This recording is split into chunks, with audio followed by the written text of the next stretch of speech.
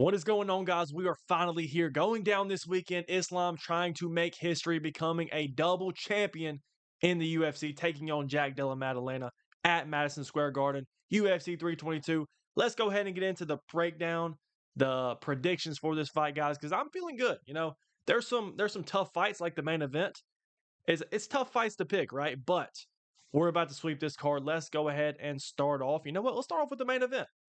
Why not? Okay. Jack Della, the reigning defending welterweight champion of the UFC, fighting Islam, who's coming up from lightweight, right?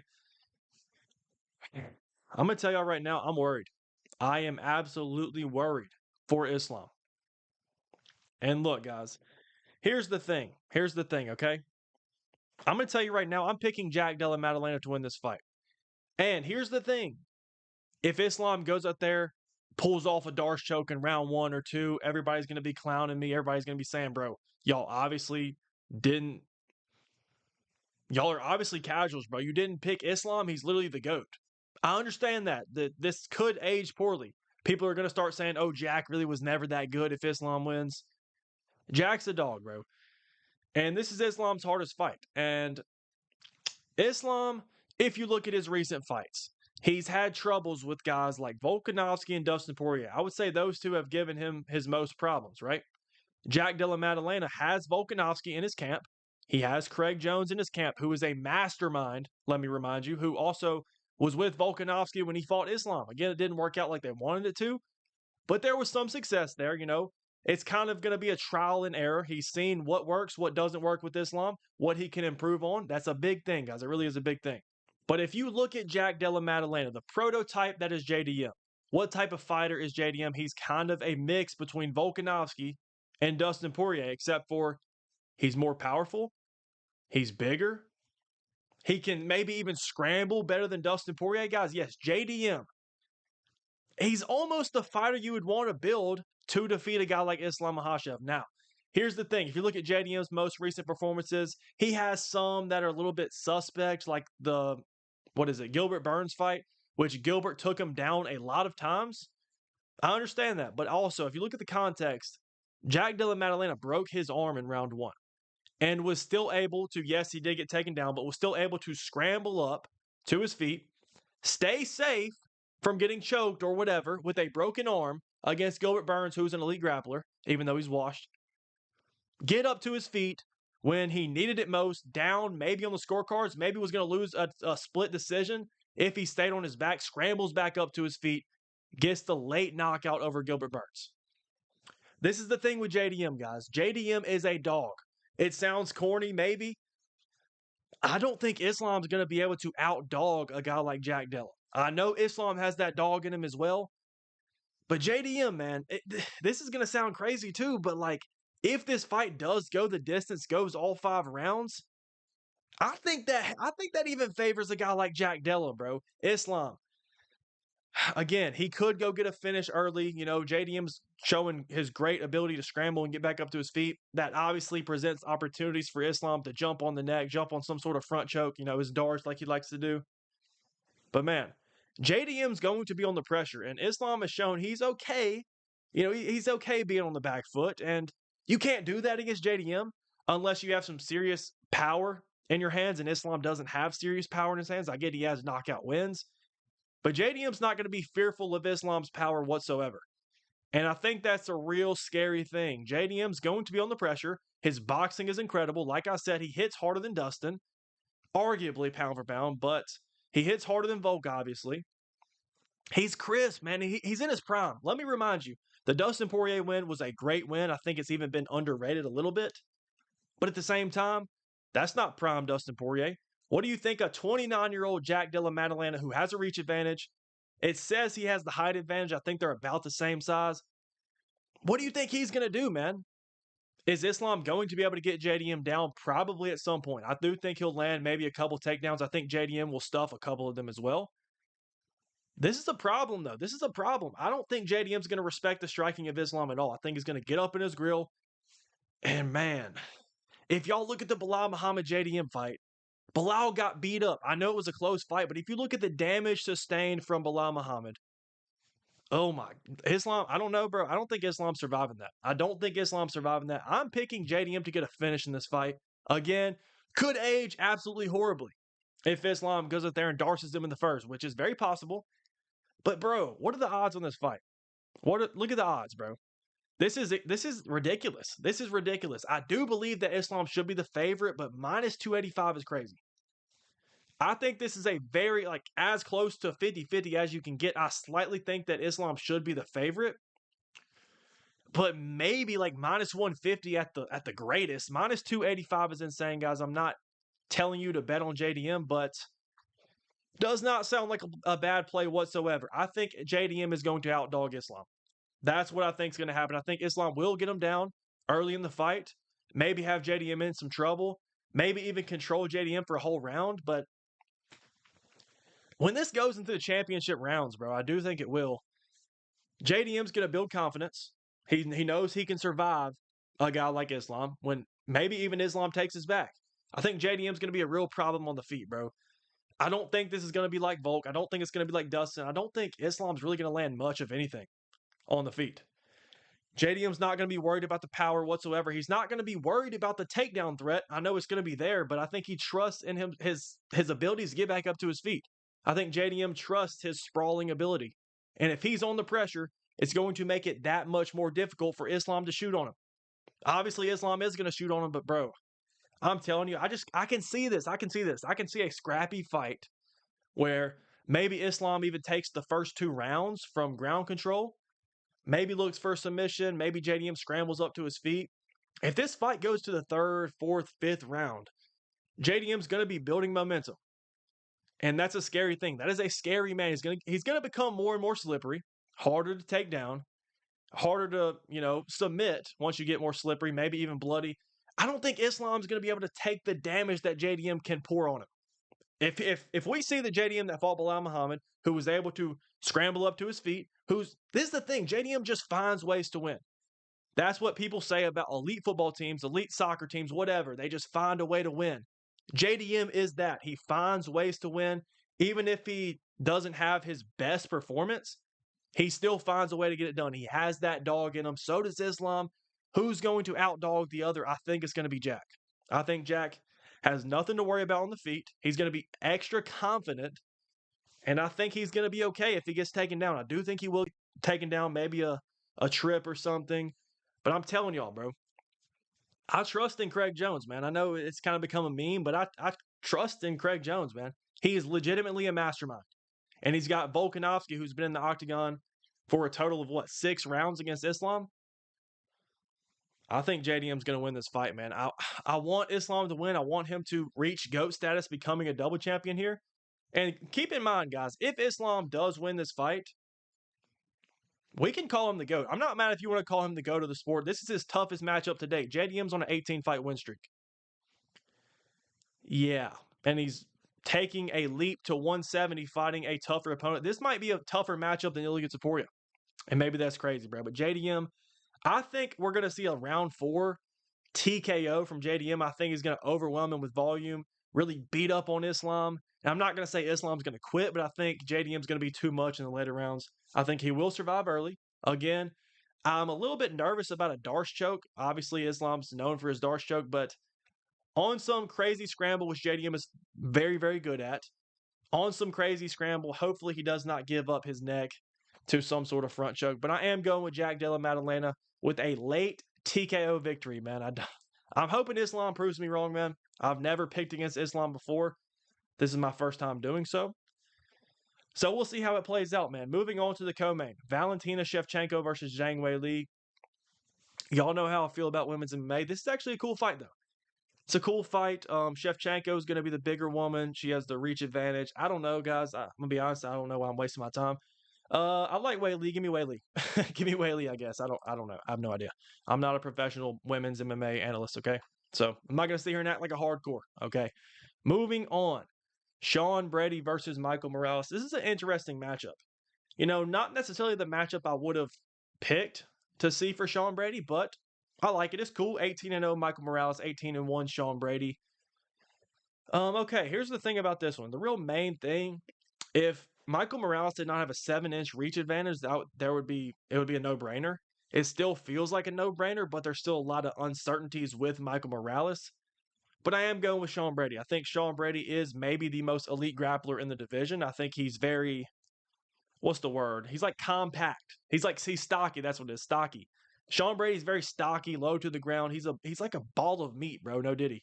But he's such a great grappler. He's so slick.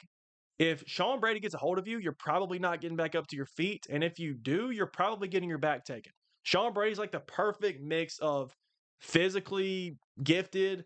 He's a brute, but at the same time, he's slick, if that makes sense. Okay. He's slick. He will take your back, he will choke you out. Sean Brady's very good. Now, Michael Morales, on the other hand, very, very lanky, very long striker who were his wins over? He knocked out a washed Gilbert Burns, who he probably had a 10-inch reach advantage there. A good win, though. Did he knock out Neil Magny?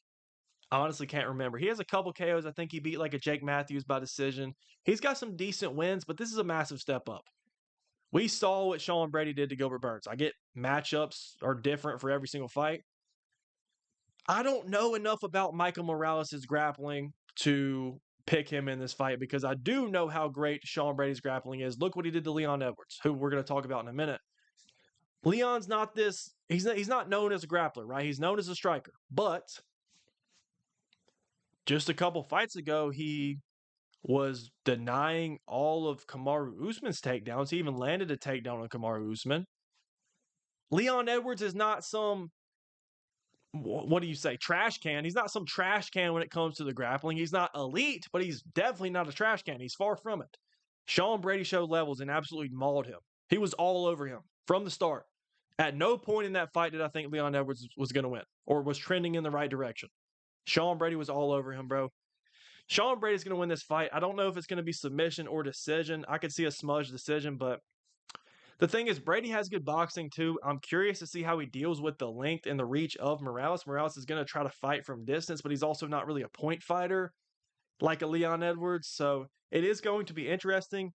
I think Sean Brady's going to get this fight to the ground eventually. Maybe we see a Morales stuff takedown once or twice. I think Brady's going to get him down, maybe get him up against the cage, take his back.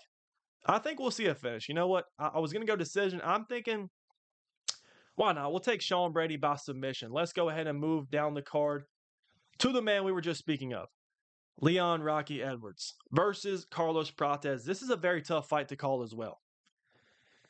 And I've changed my pick, guys. Originally, when I was looking at this fight, when I was thinking about it, I was going to go with Leon. I was going to go with Leon Rocky Edwards. Okay, I think he's been underrated, been kind of disrespected, and that's what you tend to see in the UFC when you're a champion and you haven't won a fight since then. You know, you put a little losing streak together. People tend to forget, man. That's just what happens. That's the reality of the sport. The sport moves very quickly.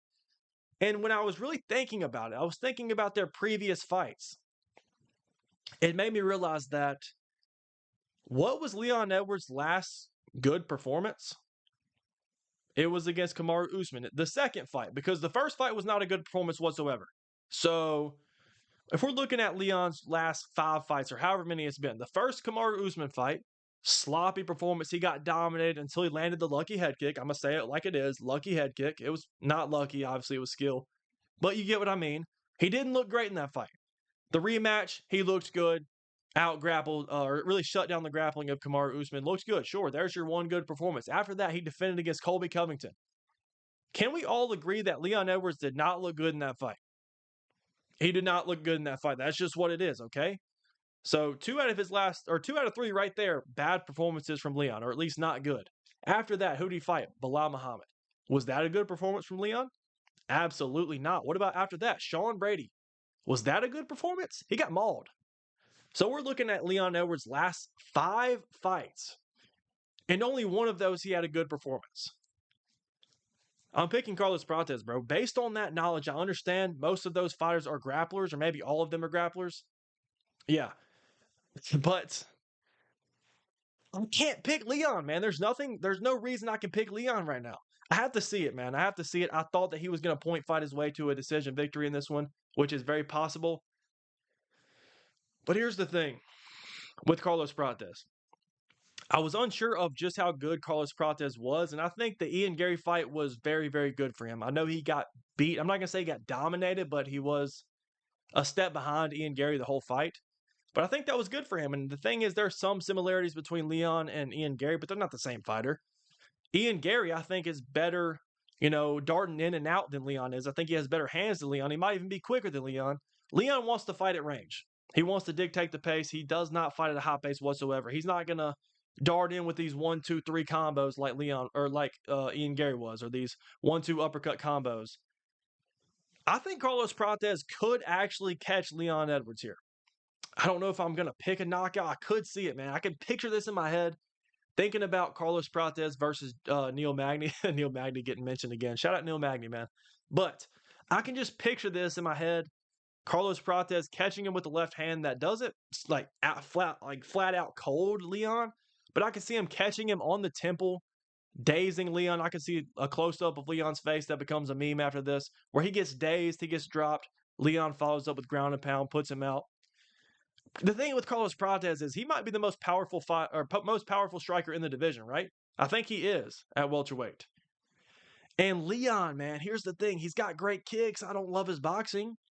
I don't love Leon's boxing. We've seen Leon get tagged before as well. We've seen him get rocked by a guy who was a southpaw and Nate Diaz. Hypothetically, if Carlos Prates were to land that shot, would he have got Leon out of there? Absolutely. Absolutely, he would have. This is a 3-rounder. Very interesting fight. It's really between can Leon stay safe and point fight for 3 rounds? Possibly. I think Prates is kind of like I said with JDM and Islam, but it's completely different. But in the aspect of, I don't think Prates is going to respect the power of Leon coming back his way. Not like like even the Jeff Neal fight, which was his last performance, which Prates looked great in. He wasn't really respecting the power of Jeff Neal, and Jeff Neal has crazy power. We all know that. I don't think he's going to respect the power of Leon. I don't think he needs to. I think he can get in the face of Leon. It's going to stress out Leon Edwards. He does not want to be up against the cage. He wants to be in the center of the octagon fighting at his range and his pace. I don't think he's going to be able to do that against Carlos Prates. And like I said, I think the Ian Gary fight's behind him. I think he's going to live and learn from that. I think he's going to continue and get better and better. And I think Prates might slime him out, man. He's got a reach advantage. It's going to be tough for Leon to maintain the reach. I don't think he's fast enough or the type of fighter to dart in and out. He's not a Stephen Thompson. Man, I'm going with Carlos Prates, guys. I'm going with Carlos Prates. On paper, it feels like Leon should win. But man, like thinking about his last performances, man, he's had 4 bad performances in his last 5 fights. So I'm going to go with Carlos Prates. I think he could get a KO. I do think it's also really possible he can get a decision and Leon starts protesting it, whatever. But this is what's going to happen, guys. I can already see the storylines. People are going to be questioning whether or not Leon Edwards was actually ever good. Or did he just have that one lucky performance? That's not what I'm saying. That's what people will say, though. I think I'm going with Prates, man. I did not think I was going to pick Prates, but the more and more I think about it, wow. I'm actually surprised Prates is the favorite, man. I thought for sure Leon was going to be the favorite. I'm going with Prates, man. It seems like the odds makers agree. But let's go ahead and wrap it up, guys. We're just doing the main card today, but Beneil Dariush versus Benoit Saint Denis. Another tough fight to call, man. Another tough fight to call. Oh, where do I start, bro? Where do I start? Okay, Beneil Dariush, BSD, both great grapplers, both known as grapplers, except for one of them is completely, he's washed. He's washed. He's still good, but he's washed, and he's old and very chinny. Yep, that's pretty much it, guys. I'm going BSD. But here's the thing, guys. You can't do MMA math because Benoit just kind of recently, got dominated by Moicano. And then on the other hand, Beneil Dariush just beat Moicano. So you put 2 and 2 together, Dariush should beat Benoit, right? I don't think so, man. I don't think so. Looking at the Dariush performance, it was not a great performance, but he did get the job done over Moicano. Dariush doesn't have it anymore, bro. He looked, I'm not even joking, bro. In that fight versus Moicano, first of all, he got dropped by Moicano, which I didn't even know was possible. But he looks absolutely pitiful on the feet. Like, I'm talking like, I'm not going to say Michael Chiesa level, but I mean, it's getting there. A year or 2 from now, he's getting to Michael Chiesa level, okay? Benoit Saint Denis is not this crazy striker either, but he does have a lot of volume and a lot of overwhelming pressure, which I think that's going to be a problem for Beneil.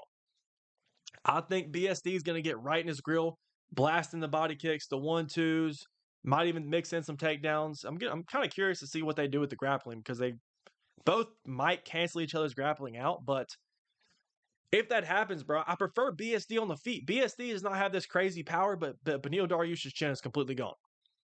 That's really the bottom line. I cannot trust Benny's chin, so I'm going with BSD. He looked phenomenal in his last fight. I get it was against Mauricio Rufy and then some nobody before that, but he's building momentum. He's getting his confidence back. I'm going with BSD, bro. I think he probably wins a decision here. I do think he could slime out Benny. I think that could be a great way to open up the main card as a BSD first round KO. It's possible.